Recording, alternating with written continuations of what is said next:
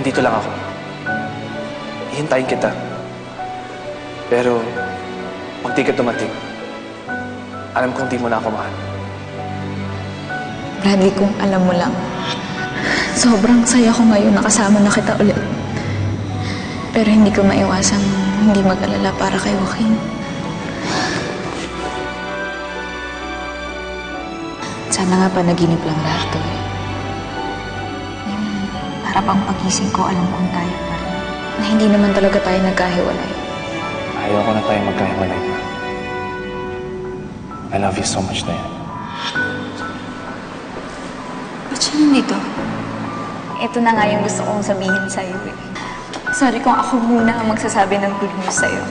Hindi na kasi ako makapag-intay. At gusto ko ikaw ang unang makalam. Kami na ulit ni Bradley, ate.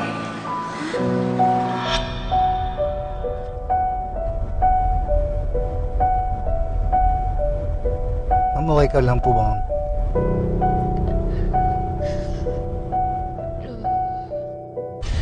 Kuya, pakitabi po muna ng sasakyan. Opo, ma'am.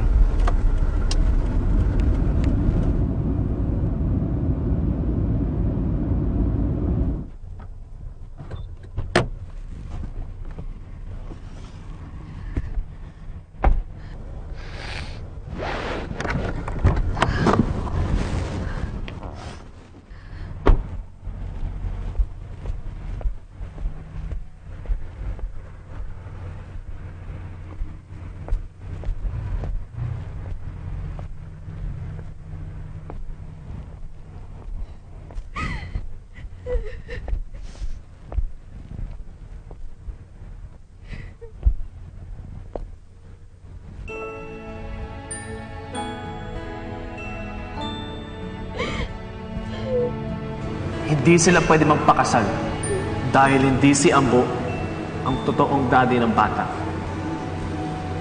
Ako ang ama ng baby.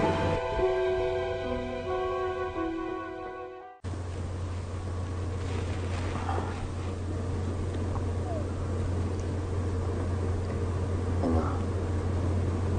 Sumagot na ako sa inyo? Ayoko umuwi.